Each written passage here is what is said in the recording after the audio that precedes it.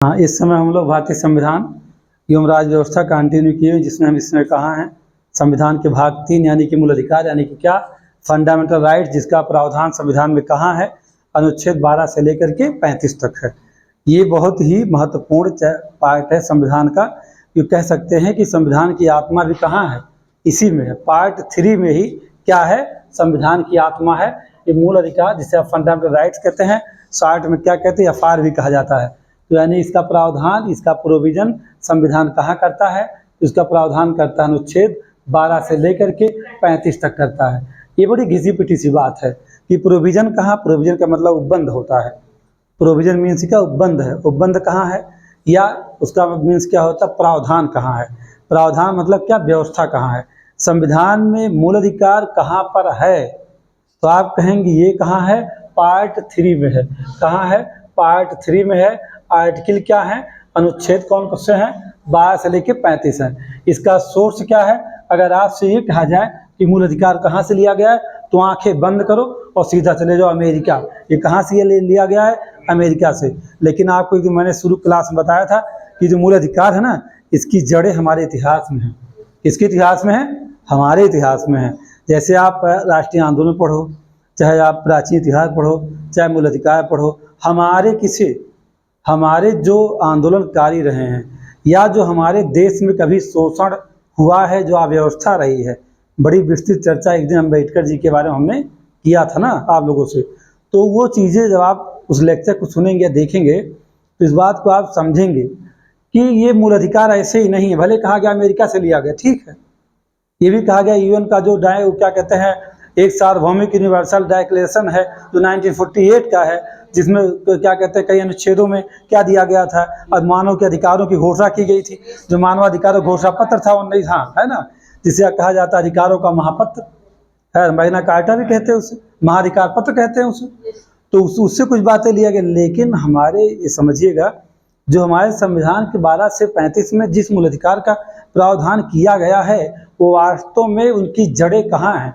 उनकी जड़ें तो वैदिक संस्कृति से शुरू हो रही हैं।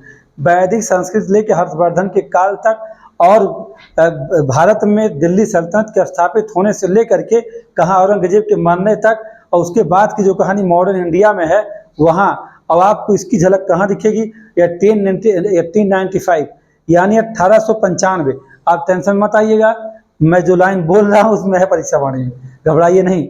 1895 में स्वराज विधेयक पेश किया था किसी ने, जिनका नाम था क्या, बीजी तिलक। और तिलक साहब ने इसकी चर्चा कहाँ किया था, अपने विधेयक में किया था। तो मूल अधिकार तो वही शुरू हो गया ना। जबकि जहाँ कोई लिखित स्रोत जानकारी नहीं है, हम सिर्फ कंपेरिजन करके जान सकते हैं कि वास्तव मूल अधिकार कहाँ है। तो कहाँ है, वैदिक से, भैया वैदिक से ही वर्ण व्यवस्था थी, ठीक है। हड़प्पा सभ्यता में अधिकारों की बात नहीं की जाएगी, लेकिन वैदिक संस्कृति में अधिकारों की बात होगी। वर्ण व्यवस्था में जो उच्च थे उनका वर्चस्व था। तो जब वो एक बात ये भी खास थी कि जैसे आप जब वैदिक संस्कृति को पढ़ते हैं ना, तो वैदिक संस्कृति में जो वैदिक संस्कृति का एक समय है वो समझ लीजिए पहले आप। वैदिक संस्कृति का जो टाइम होता है ये 1500, 1000 लेके 600 है ना, कितना है ये, 1500, हाँ 1500 से लेके 600 तक का है, 600 BC तक है। हम भी देखिए सन भूलते रहते हैं भाई। तो इसमें 2 काल में बटा हुआ है। एक क्या है, एक है ऋग्वैदिक काल। किसका है, ये ऋग्वैदिक काल है। जो ऋग्वैदिक काल है, इसका समय शुरू होता है कब, 1500 से 1000। और इसकी बात जब करेंगे आप उत्तर वैदिक काल की, उत्तर वैदिक काल देखेंगे आप तो कितना, 1000 से लेकर 600। आप जानते हैं कि BC उल्टा चलता है, बिफोर क्राइस्ट वो विपरीत चलता है। इस बात को समझिएगा। जिसको ना समझ में आएगा पूछ लेगा, ये ना डरिए कि रिकॉर्डिंग हम लोग कर रहे हैं तो ऐसी कोई बात नहीं है। आप जो भी आपको मन में आएगा सवाल वो कर लीजिएगा, ऐसा मत घबराइएगा कि हम लोग पूछ रहे। हाँ भाई सीधी सी बात है भाई, नहीं आपको समझ में आएगा तो आप पूछिए। अब यही शुरुआत में ही आप कहीं ध्वस्त हो गए तब तो मज़ा फिर नहीं आएगा ना, तो बेकार हो जाएगा फिर चैप्टर ही पूरा।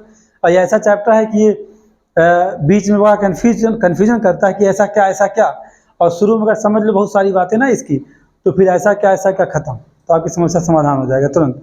तो ये जो ऋग्वैदिक काल में जो हमारे यहाँ व्यवस्था है, कह सकते हैं राजनीतिक व्यवस्था, राजनीतिक व्यवस्था जो कि संविधान वास्तव में किसी भी देश का संविधान हो तो क्या करता है, संविधान की परिभाषा ही क्या है, विधियों का ऐसा समुच्चय जो किसी राज्य की राजनीतिक संरचना यानी कि क्या विधायिका, कार्यपालिका, न्यायपालिका तीनों को क्या करे, शासित करे एवं नियंत्रित करे, यानी उसे गवर्न भी कर ले और उसे एडुकेट भी कर ले, दोनों काम उसके दिया गया।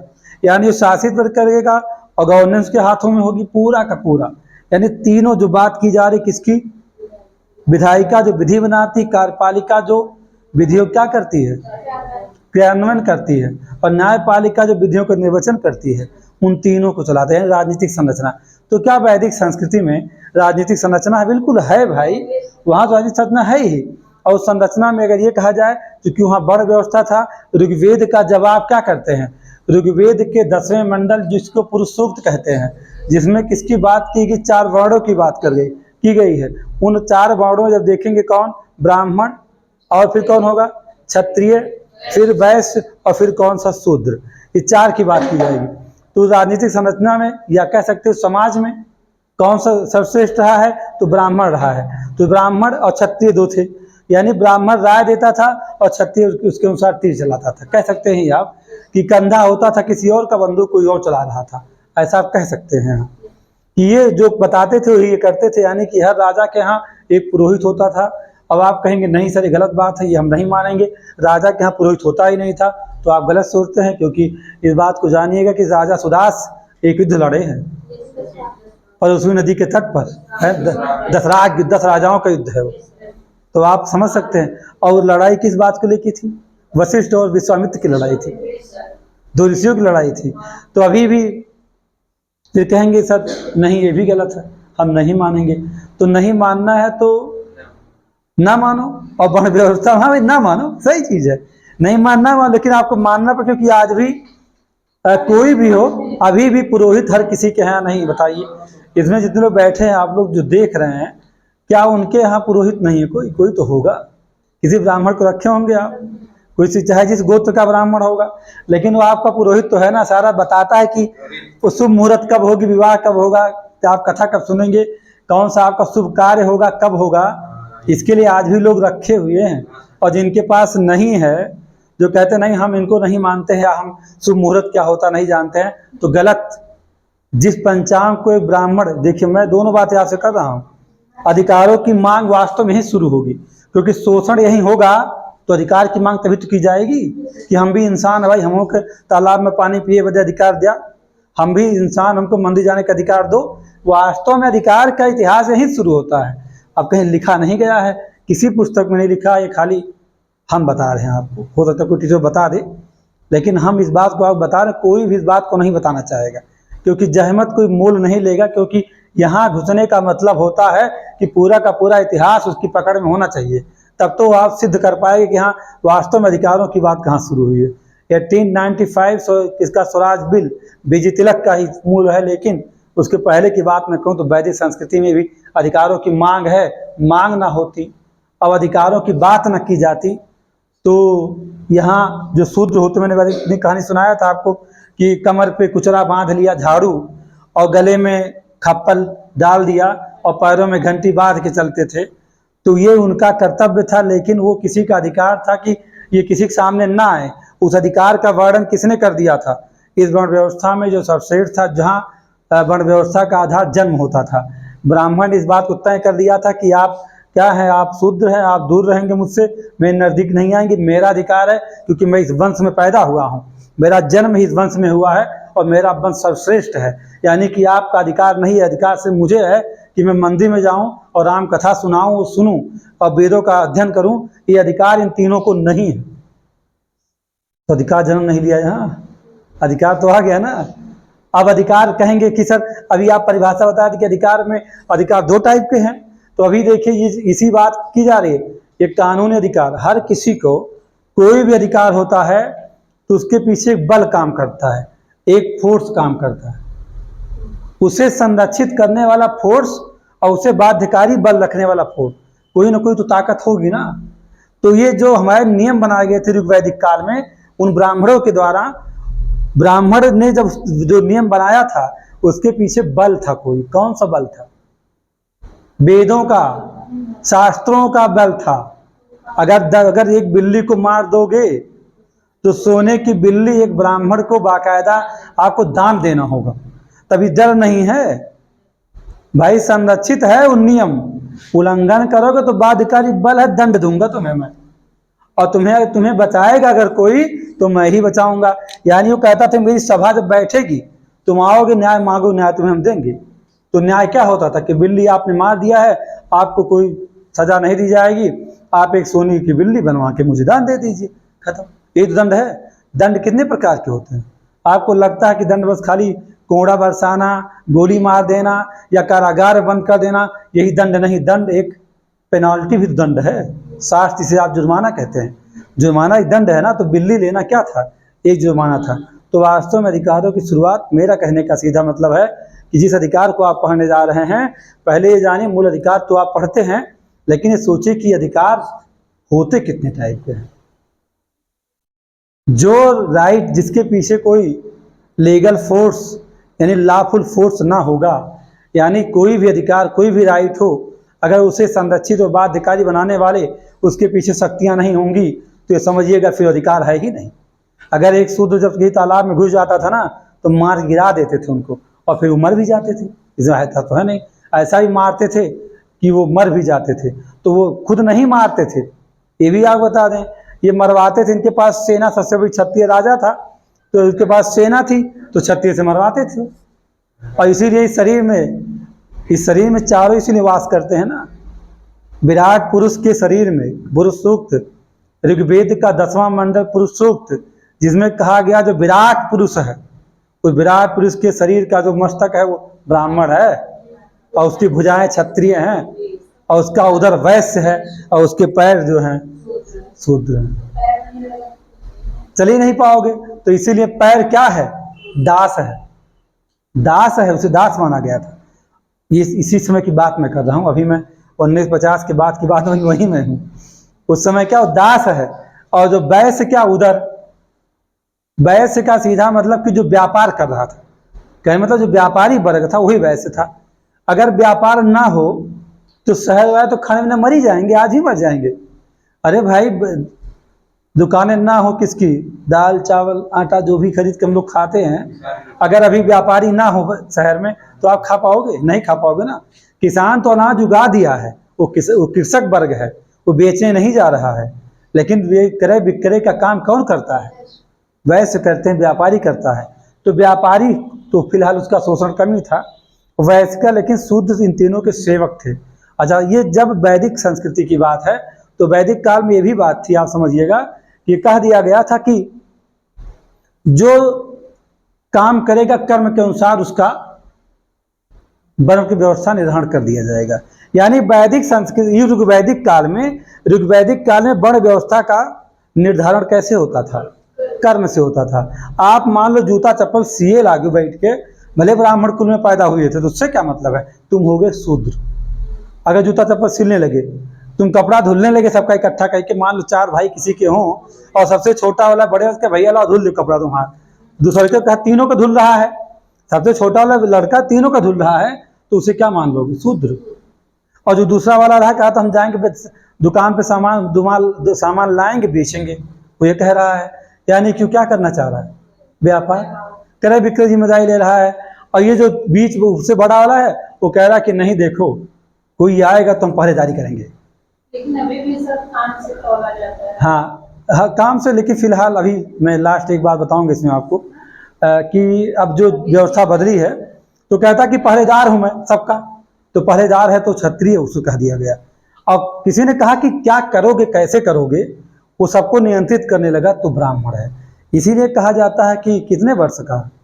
6 वर्ष का ब्राह्मण और 100 साल का क्षत्रिय समान है।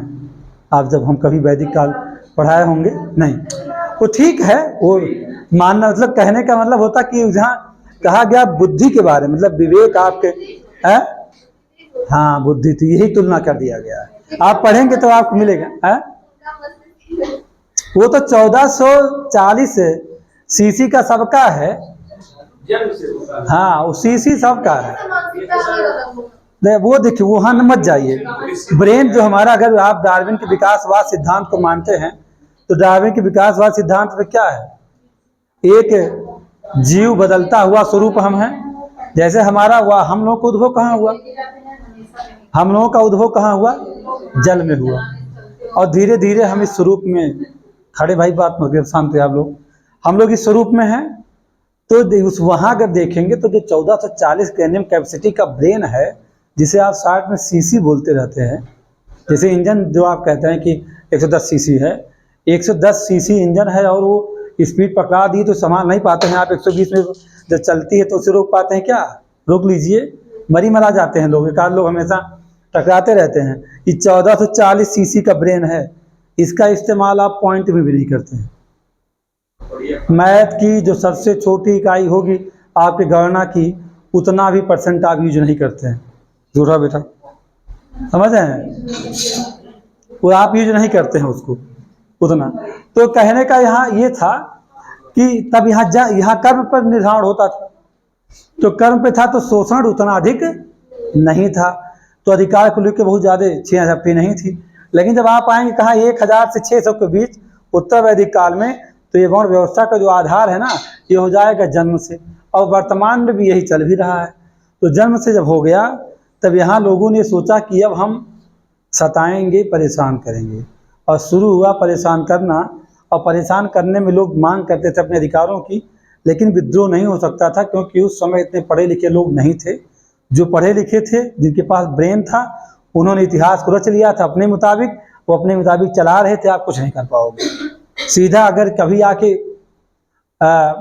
अभी इस समय मान लिया राम जी स्वयं आ जाएं या कोई भगवान जिन्हें हम पूजते हैं, अभी हमारे सामने आओ, कहें कि तुम निहायत बेवकूफ़ हो, मेरे पास तो 12 हाथ थे ही नहीं, तुम जबरदस्ती मेरे 12 हाथ बना दिए हो। और अगर वो चमत्कार अपना ना दिखाएं और कहें मैं ही श्री हरि विष्णु हूँ, तुमने गलत चित्र बनाया है, मेरे 12 हाथ नहीं है, तुम ऐसा क्यों बना दिए। तो आज मेरी जाति गारंटी लेता हूँ कि जितने लोग उनको भगवान बनाए हैं ना, उतने लोग उनके खिलाफ हो जाएंगे। अब कोई छलिया है बस, और कुछ नहीं है, बस रुपया है, ये भगवान मेरा नहीं हो सकता है। लेकिन जब विराट स्वरूप चमत्कार दिखेगा तब कहेंगे हाँ। जब कह सकते हैं 1 ईस्वी की बात है, एडी, जहाँ से आप ईस्वी की शुरुआत होती, 1 AD ईसा मसीह का जन्म हुआ था। ईसा मसीह के जन्म से ही एडी की शुरुआत हुई। ईसा मसीह को वहाँ के राजा, वहाँ के लोग, सम्राट वहाँ तक नहीं कोई पहचान नहीं पाया कि यह मैसेंजर ऑफ गॉड हैं या ईश्वर के भेजे हुए एक दूत हैं। कोई मानने को इस बात को लेकर तैयार नहीं था। मोहम्मद साहब को ही अंतिम समय में उनके लोगों ने ये मान लिया कि ये निहायत ही निकम्मे निकृष्ट आदमी थे। मोहम्मद साहब का समझ सोचिए। अब आप सोचिए कि इनको भी कहा जाता है कि ये भी मैसेंजर ऑफ गॉड है, मोहम्मद साहब को भी। ईसा मसीह का तो प्रामाणिकता है पूरी तरह, उनको आप कह सकते हैं, लेकिन मोहम्मद साहब में थोड़ा सा आप संदेह प्रकट कर सकते हैं, क्योंकि उनके लोग ही उसमें संदेह करते हैं। जैसे हम लोग भी संदेह कभी कर लेते हैं कि फलाने भगवान तो थे ही नहीं, है ना, ऐसा आप सोचते हैं। तो उन्हीं रच दिया गया था, उसी के सहारे शोषण हुआ, लेकिन अधिकार की मांग करते हुए भी कोई कुछ कर नहीं सकता था। आप वैदिक काल पूरा देख लीजिए, आप महाजनपद काल देख लीजिए, आप देखिए मौर्य साम्राज्य को, वर्ण व्यवस्था बरकरार है। आप देखिए किसे समुद्रगुप्त के काल को, गुप्त साम्राज्य, आप देखिए वर्धन काल को, पूरा प्राचीन देख लेंगे, प्राचीन भारत में वर्ण व्यवस्था विद्यमान रही है। आप मेडिवल में एंट्री करोगे, जो हमारे देश में इस्लाम का प्रवेश होगा, इस्लाम वर्ण व्यवस्था को उलटने की पूरी कोशिश करेगा, वो धर्म परिवर्तन करवाना चाहेगा। जिनका शोषण हो रहा था, उनका शोषण, वो जो शूद्र थे उनको वही वो सोचते थे कि ये क्या बन जाएं, सबके सब मुसलमान बन जाएं। लेकिन उनको ये लगा कि यहाँ के तो खाइए ना, यहाँ के शरीर में हको पत्ता लगा हुआ, पेट अंदर घुसा है, गाल अंदर घुसा है, कुछ दम शरीर में है ही नहीं। तो इनको छोड़ दिया किसने, इस्लाम ने, उसने छोड़ दिया। तो किसे हैक कर लिया, क्षत्रिय को, कहा बलशाली यही हैं, यही हमारा विरोध कर रहे हैं, तो उन्हीं के ऊपर दबाव बना करके इस्लाम धर्म में परिवर्तित करना शुरू कर दिए। लेकिन वर्ण व्यवस्था को तोड़ नहीं पाई, ये भी जानिएगा, वर्ण व्यवस्था टूटी नहीं, ऐसा मत सोचिए। फिर ये कहाँ आएंगे, मॉडर्न इंडिया में आप देखेंगे फिर भी बरकरार रहा। अंग्रेज आए, 1813 चार्टर एक्ट के द्वारा भारत में ईसाई मिशनरियों का प्रवेश हुआ, और ईसाई मिशनरी जो प्रवेश हुआ ना, तो उनके आने के बाद धर्म प्रचार करते थे कि लोग ईसाई हो जाएं। बहुत सारे क्या कहते हैं शूद्रों को बदलना चाहें, दलितों को बदलना चाहे कि ईसाई धर्म ग्रहण करने, लेकिन हमारे यहाँ समाज सुधार आंदोलन चला, पंडित राजा राम मोहन राय, बहुत सारे लोगों ने, बहुत दयानंद सरस्वती जी, विवेकानंद जी, ऐसे लोग हुए जिन लोगों ने क्या किया, विरोध किया, लोगों में जागरूकता फैलाई कि आप जिस धर्म में वहीं बने रहो, वहीं सुरक्षित लोग बने रह गए। हाँ, शोषण जब हो रहा था तो बहुत जैन बौद्ध के समय की बात करिए तो कुछ दलित जैन हो गए, अधिकतम दलित ये कहा जाए बहुत बड़ी संख्या में शूद्र जो थे वो सब बौद्ध हो गए अपने आप सुरक्षित रखने के लिए। तो वो कहीं ना कहीं उन्हें अधिकार नहीं मिला तो रास्ता बदल दिए। अधिकार की मांग तभी से चल रही है, और अंग्रेज आए तो भी हम गोलियां और लाठियां हमारे पूर्वज खाते रहे हैं।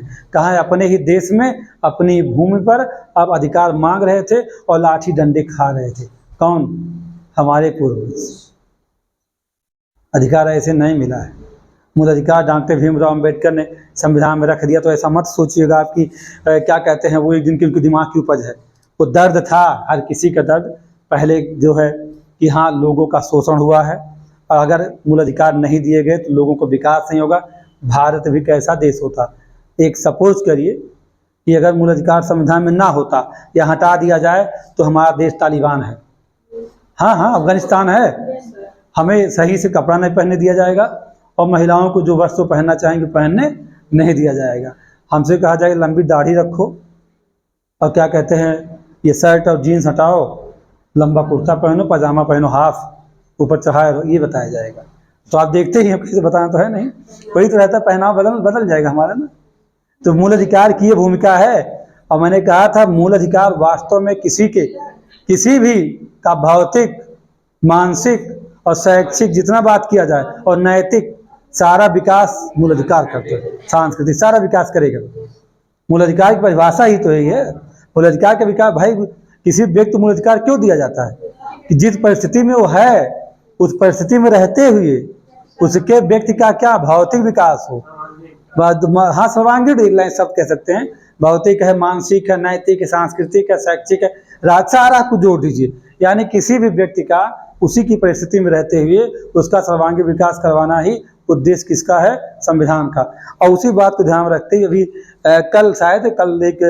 कल या परसों 2 दिन के अंदर अभी देखिए घोषणा हुई है क्या कि जो गरीब थे, जैसे जो कार्ड बनवाए हैं, जिनको राशन मिलता है, वो राज्य का कर्तव्य होता है किस बात को लेके कि अपने नागरिकों का हम सर्वांगीण विकास करें। उसी क्रम में उसने कहा, आपके जो आर्टिकल संविधान में कहाँ है 36 से 51, जहाँ क्या है नीति से एक तत्व है जो कि राज्य का कर्तव्य है। वहाँ एक बात ध्यान रखिएगा, वहाँ लिखा गया पोषाहार की व्यवस्था करना, निःशुल्क देंगे भोजन जहाँ जिनके पास। अब 9 प्रकार के अन्न, अभी जो चावल मिलता था फ्री में, वो चावल सरकार ने बंद कर दिया। सरकार 9 टाइप के अनाज देगी आपको। हाँ, 9 टाइप के, उसमें दाल भी मिलेगा, चना भी मिलेगा, क्या क्या बहुत सारा मिलेगा। मतलब उसमें बहुत सारे आइटम हैं। 9 का मतलब है कि आप हमेशा स्वस्थ रहेंगे। मतलब हाँ, 9 अनाज उसमें शामिल कर लिया गया। एक को बंद कर दिया गया, किसे? चावल को। तो आप समझ सकते हैं कि क्यों ऐसा किया गया कि आपका सर्वांगीण विकास हो सके। सर्वांगीण विकास हो तो अब आप समझ गए होंगे कि अधिकार की मांग कोई आज की नई बात नहीं है, इसमें बड़ी प्राचीनता है। ठीक है, हमारा इतिहास जब से है तभी से अधिकार की लड़ाई चल रही है ना। तब से किसकी लड़ाई चल रही है? अधिकारों की। तो आप सीधे अब कहाँ जाइए कि अधिकार और मूल अधिकार में अंतर क्या होता है, बस ये जान लीजिए सीधा। हाँ, कि अधिकार और मूल अधिकार में क्या अंतर है।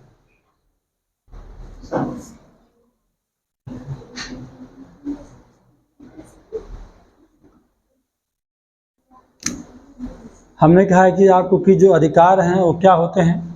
संरक्षित होते हैं। किसके द्वारा? किसी कानून के द्वारा।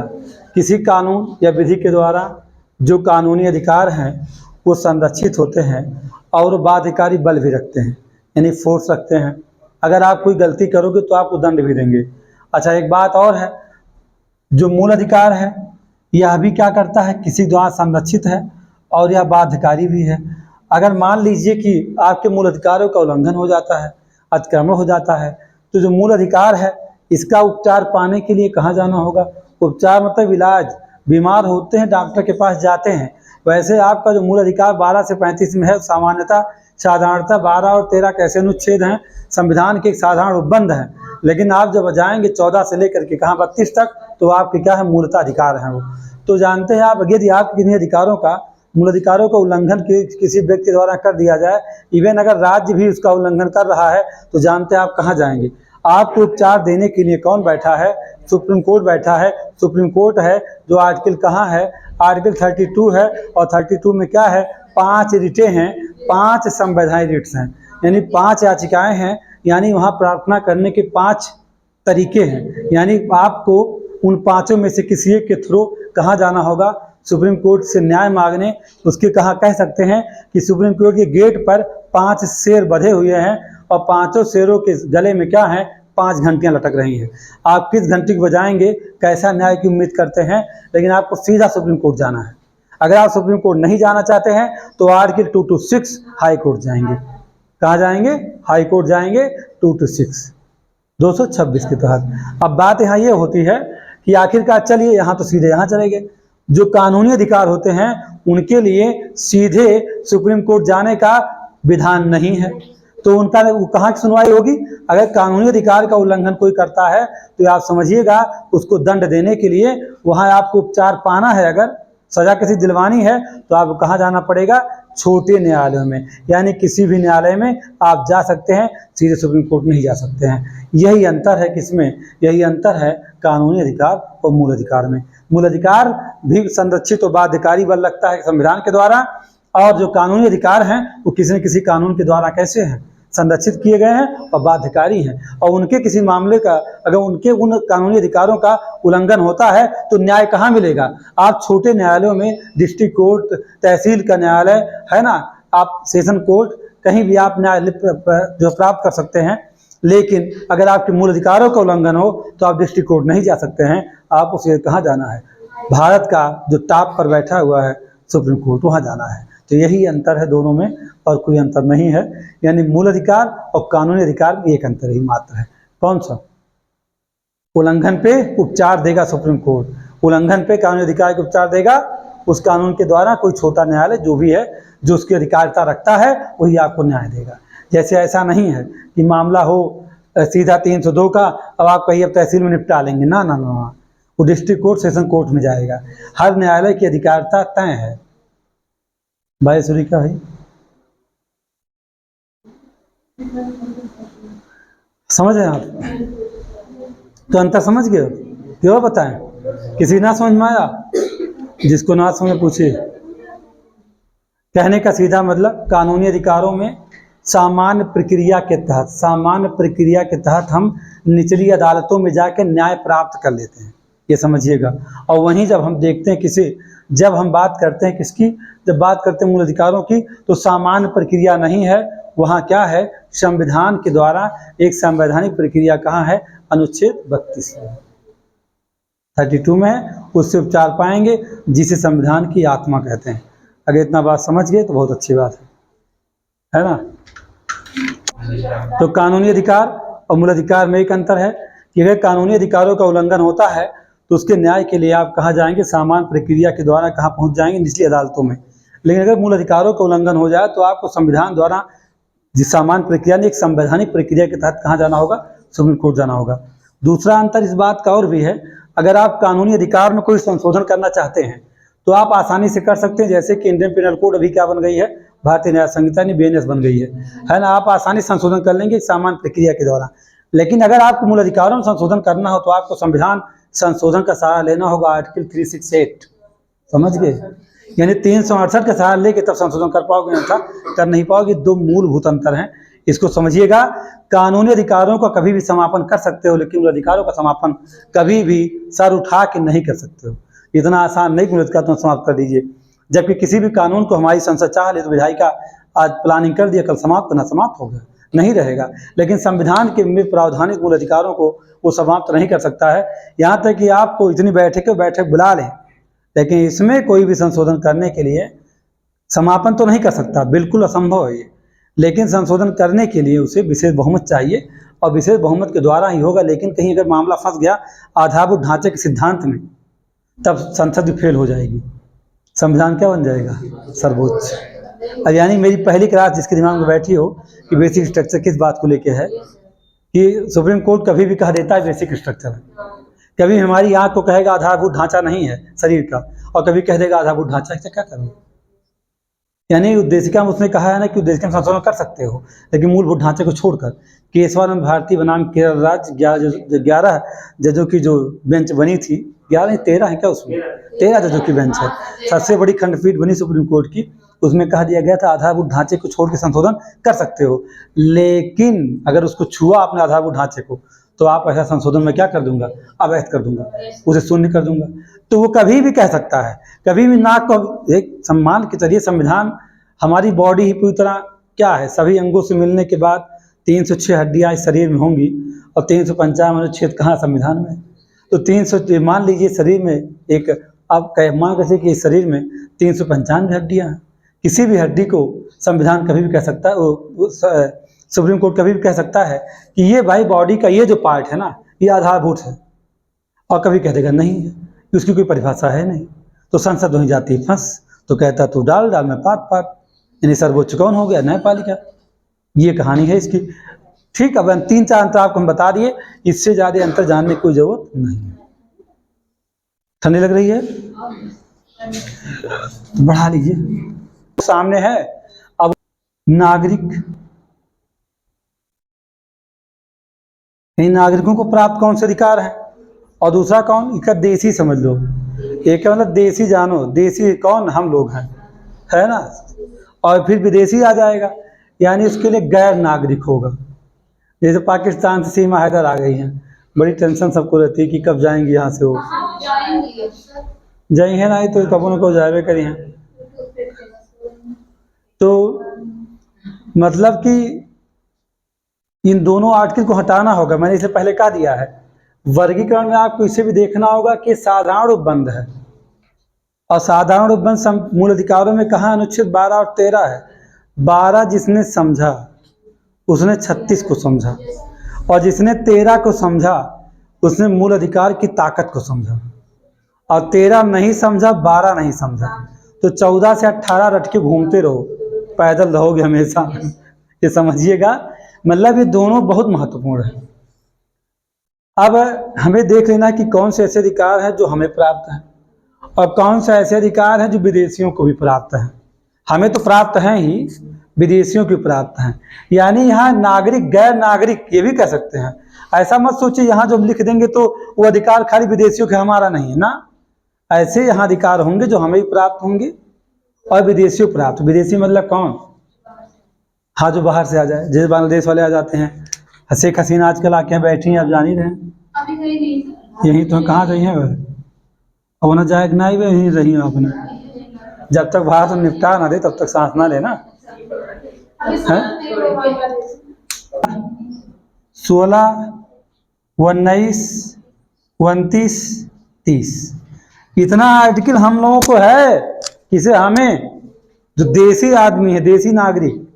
अब कहेंगे क्या सर ये अंबानी को प्राप्त, बिल्कुल प्राप्त है। ये छोटा सा बच्चा जो माँ के गर्भ में है, जो अभी अजन्मा है, उसे भी राइट है। अजन्मा जो है उसको भी राइट है। आप कहेंगे नहीं सर उसको कहाँ राइट है। वाह भाई, ये नहीं जानो 15 क्या है, 15 में है महिलाओं एवं बच्चों का शोषण, और महिला गर्भ में पल रहा बच्चा जो अजन्मा बालक है उसको भी आर्टिकल 15 क्या करता है, संरक्षित, प्रोटेक्ट करता है। ये मत सोचिएगा, बहुत गहराई से एक बार समझ जाइए आर्टिकल को, ये कभी नहीं भूलेंगे। 12 से लेके 35 तक ये आ गए तो आप किसी एग्जाम का नाम लीजिए, ये भी एग्जाम चल रहा है, किसी न किसी दिन मूल अधिकार कील ठोकता होगा हर शिफ्ट में, मत सोचिएगा। एक आध सवाल हमेशा SI से एग्जाम में ध्यान दीजिए, PCS के एग्जाम में आना ही आना है, एक सवाल इस पूरे से आना है, कोई एग्जाम दीजिए जहां संविधान के सवालों की संख्या अधिक है। सिविल में इसकी बड़ी महत्ता है, और आपके जीवन में भी मूल अधिकारों की क्या महत्ता है वो आप समझेंगे कब, जब फंसेंगे तब।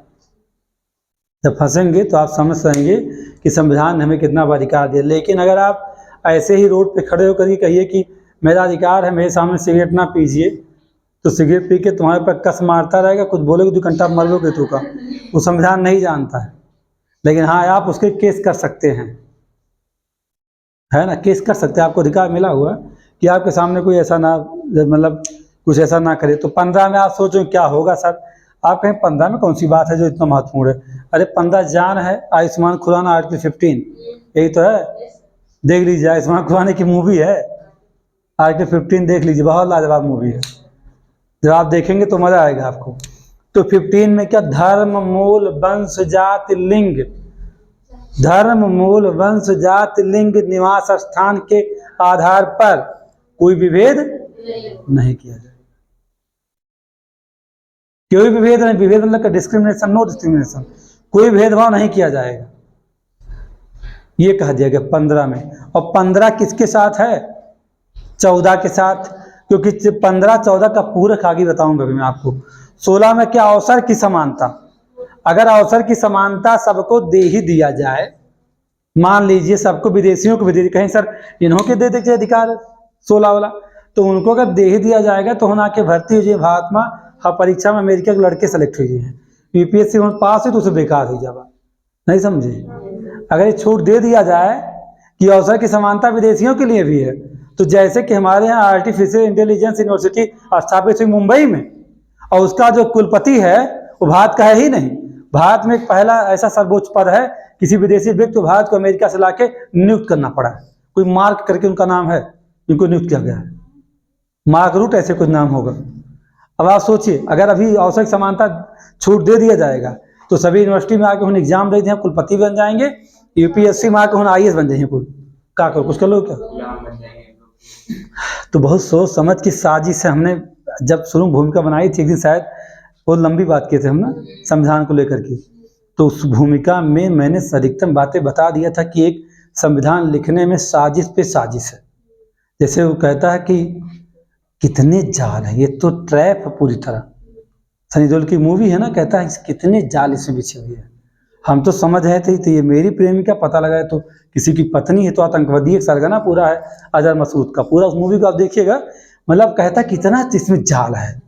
तो संविधान में साजिश, हाँ एक मूवी जाल द ट्रैप, सनी देओल की है, आप देखिएगा। तब्बू, हाँ, अरे आतंकवादी रहती है भाई वो, और समझ नहीं पाता, तो कहता कितना जाल है इसमें, कि कितना इसमें जाल है। तो जानते कितना जाल है। तो ऐसे संविधान साजिश पे साजिश है कि आप कितना दिमाग लगाए कि 16 नहीं देंगे किसको, विदेशियों को, न 15 देंगे। और आपको बता दें ये सवाल बार बार पूछा था पीसीएस में, कम से कम 10 बार पूछा गया यूपीएससी पीसीएस में, कि कौन से ऐसे अधिकार है जो निम्नलिखित में से ऐसे अधिकार जो सिर्फ देशी को प्राप्त है, नागरिक को प्राप्त है, विदेशी नहीं प्राप्त है। 15, 16, 19, 29, 30, इसे याद कर लो। 15, 16, 19, 29, 30, ये दोनों एक साथ हैं। 16, 19 ये दोनों लगातार हैं, बीच में ये आपका गैप करके है, बस समझ गए। अब 16 में आवश्यक समानता, तो 19 में बोलने की आज़ादी है। बोलने की इतनी आज़ादी, जितना जीव है उतना बोल लो, जितना जितना कहना कह लो, जब तक अगला सामने वाला बुरा नहीं मानेगा तब तक कुछ ना उखड़े आपके। जैसे उसने बुरा माना वैसे बोलने रोक दिया जाएगा। यानी बोलने की आज़ादी के साथ निर्बंध भी लगा हुआ है। मोदी जी को रात दिन आप कोशिश बताइए, उनकी एक पत्नी थी, पत्नी छोड़ दिन, 10 पत्नी अमेरिका में, 3 राहुल गांधी सुल्तानपुर में, से आप बता कुछ नहीं फर्क पड़ेगा। लेकिन किसी दिन आपने फोटो सहित उनकी पत्नी को, जो क्या शारदा बेन हैं, शारदा बेन मोदी जो भी नाम है, उनका फोटो, मोदी जी का फोटो लगा के आपने मीडिया कहीं या कहीं फेसबुक पे या कहीं भी वायरल किया, कहीं प्रचार किया, तो आप उठा लिए जाओगे 30,000 करोड़ जुर्माना, तुम्हारा घर द्वार किडनी सिडनी बेचे फुर्सत न पाई, वो कुछ ना हो सका था। हाँ वही है, वो नहीं बोलने की आज़ादी है। लेकिन इस बात को जानिए, आप सारा कुछ बोल सकते हैं, सारा कुछ बोल सकते हैं, लेकिन आपके बोलने से जब आप क्या होगा, लोक अव्यवस्था उत्पन्न हुई तो आपको तुरंत रोक दिया जाएगा। ये व्यवस्था किसकी है, संविधान की, मतलब उसमें निर्बंधन है। फिर वो 19 हो गया, 29 में जाओगे तो ये तो अधिकार है भाई आपका, शिक्षण संस्थाओं का स्थापित करने के लिए, आपकी भाषा लिपि को संरक्षित रखने के लिए आपको अधिकार दे दिया गया है। 30 में भी यही बात अल्पसंख्यकों की हितों की संरक्षित कीजिए। तो अगर ऐसे कर दिया जाए तो विदेशी आके भर जाएंगे भाई। तो कहा ना, खाली देशी लोगों को अधिकार देंगे। 15, 16, 19, 29, 30। अब फिर क्या, गैर नागरिक, गैर नागरिक का मतलब विदेशी। जैसे जो हमारे यहाँ आर्टिफिशियल इंटेलिजेंस यूनिवर्सिटी खुली है, उसके जो कुलपति महोदय हैं वो इसी में आ रहे हैं। हाँ, गैर नागरिक हैं, जबकि नियुक्त तो होना नहीं चाहिए था। लेकिन बड़ी विडंबना की बात है, भारत ऐसे देश में आर्टिफिशियल इंटेलिजेंस को समझने वाला कोई है ही नहीं, कोई है ही नहीं ना। समस्या ये है, अर्थशास्त्री तो एक से एक अर्थशास्त्री हैं, और राजनीतिक एक से एक है कि ओबामा जैसे उधाम हो जाएंगे, लेकिन और क्या राजनीतिक है। लेकिन आर्टिफिशियल इंटेलिजेंस में डर क्या है कि उसमें थोड़ा सा चेंज करने के बाद बहुत कुछ बदल जाता है तुरंत। जैसे कि अभी टेलीग्राम वाला विवाद चल रहा है, तो जानते हैं थोड़ी सी चीज मतलब चूक हुई आपसे तो कभी भी कुछ भी हो सकता है। मतलब हर बारीकी को समझने के लिए हमारे यहाँ क्या कहते हैं उसको, एआई है ना, आर्टिफिशियल इंटेलिजेंस, एआई इसको शॉर्ट में बोलते हैं, उसे बनाया गया है, यूनिवर्सिटी बना दिया गया। आप पढ़ना चाहें जाके पढ़ सकते हैं उसके बारे में। पर मतलब सीधा है कि ऐसे बच्चों को देश में पढ़ाया जाए कि जो उसको समझें। और भारत की तकनीकें, भारत के पास खुद का व्हाट्सएप नहीं है, खुद का यूट्यूब नहीं है, खुद का टेलीग्राम नहीं है, इनके पास खुद का कोई चैनल ही नहीं है सिम के सिवाय, जियो के अलावा और BSNL। अब इनको यही तो टेंशन है, अभी टेलीग्राम बंद होगा, भारत धड़ाम करेगा तुरंत। तो इसीलिए आर्टिफिशियल इंटेलिजेंस लाया गया हिंदुस्तान में, यूनिवर्सिटी बना दी गई कि लोग पढ़ें और फिर चीज़ों को बनाएं। हाँ, ऐप बनाएं। भारत के पास अपना कोई ऐप है क्या? कोई ऐप नहीं, बताओ कोई ऐप का नाम, कोई ऐप है? तो गैर नागरिक की बात का आर्टिकल 14 यहाँ पर है, यानी अनुच्छेद 14, जिसमें क्या समता का सिद्धांत है, सबको समान कर देना है, सबको समान करना है, कोई भी वर्ग विधान नहीं करेंगे लेकिन क्लासिफिकेशन कर सकते हैं। यानी अनुच्छेद 14 वर्गीकरण की अनुमति देता है लेकिन वर्ग विधान के अनुमति नहीं देता। इसके बारे में बहुत विस्तृत चर्चा करेंगे आर्टिकल 14 पहुंचने पर हम। यानी आर्टिकल 14 क्या है? देशी की प्राप्त है, विदेशी की प्राप्त है। इसके बाद कौन सा 20 होगा आपका 20 के साथ भी यही है। आर्टिकल 20 भी जो क्या है, दो सिद्धि अपराधियों के दो सिद्धि संबंधित 3 बातें वहाँ हैं, उसके बारे में चर्चा हम आगे करने वाले आपसे हैं। तो 14 और 20 दोनों क्या है, देशी विदेशियों को प्राप्त है। जीवन का अधिकार यानी क्या, प्राण एवं दैहिक स्वतंत्रता, प्राण को भी आज़ादी मिले और देह को भी मिले। प्राण जो अंदर आपका सॉफ्टवेयर है और देह जो आपके शरीर यानी जो हार्डवेयर है, दोनों को संरक्षित करने वाला आर्टिकल कौन है? आर्टिकल 21 है। यानी अनुच्छेद 21 या अनुच्छेद 21 भी किसे प्राप्त है? अनुच्छेद 21 भी विदेशियों को और जो है देशियों को, दोनों को प्राप्त है। आप ये नहीं कह सकते कि उनको दे दिया हमको क्यों नहीं दिए। अरे संविधान ने दिया है, आपका सब है, लेकिन प्रसाद के स्वरूप में थोड़ा सा एक मौका दिया है इन लोगों को, गैर नागरिकों को। 14 दिया, 20 दिया, 21 दिया, और कहा 23 और 24 दोनों देंगे आपको। यानी 23 और 24 का मतलब सीधा होता है कि शोषण के विरुद्ध अधिकार। 23 और 24 क्या है?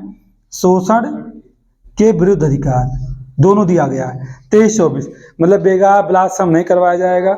24 में आपको बिक्री नहीं दिया जाएगा, टेंशन न लीजिए, यानी आपका बिक्री नहीं होगा। बस तो जैसा क्रय विक्रय पूरी तरह प्रतिबंधित करता है कौन? आर्टिकल आपका 23-24 दोनों किससे संबंधित है? शोषण से हैं। ये भी बहुत महत्वपूर्ण है। 25 से 28 कहीं बीच में होगा, कोई ऐसी बात नहीं है, इसी में उसे भी आना चाहिए। किसको? 25 को। 25 से लेकर के जब 28 तक आओगे ना, धर्म की आज़ादी है। 25, 26, 27, 28 चारों आर्टिकल, यानी धर्म की आज़ादी कहाँ? यहाँ पे किसी भी धर्म को मानने की आज़ादी। आप जिस धर्म को मानते हैं मानिए, रोका नहीं जाएगा। कोई ईसाई भारत में आया, कोई इस्लाम का, कोई कहीं किसी देश से आ गया, पारसी आ गया, भारत अपने धर्म को लेकर के अगर चाहता पूजा पाठ करना तो चाहे तो करे। लेकिन यही बात सऊदी अरब जैसे देशों में नहीं है, जहाँ पे कोई हिंदू जाता है ना, तो वहाँ पे जाएगा तो अगर वो कहेगा कि हम दीपावली पर्व मना रहे हैं तो मना नहीं पाता। अपने भगवान की पूजा करना अगर चाहता हो तो उसे चुपके से कहीं कुछ मौका मिल जाएगा तो शायद ऐसा कर पाए, नहीं वो नहीं ऐसा कर सकता। अब तो ठीक है, संयुक्त अरब अमीरात में मोदी जी ने एक मंदिर स्थापित करवा शिलान्यास कर दिया, तो एक के मंदिर तो किया और तो मंदिर है। मतलब वहाँ ऐसी छूट नहीं कि हमारे यहाँ 25 से 28 पूरी आज़ादी है, जिस धर्म को मानना मानो, आपको हम रोकेंगे नहीं। अब कहेंगे सर जी 29-30 यहाँ चला गया, 32 किसके लिए है?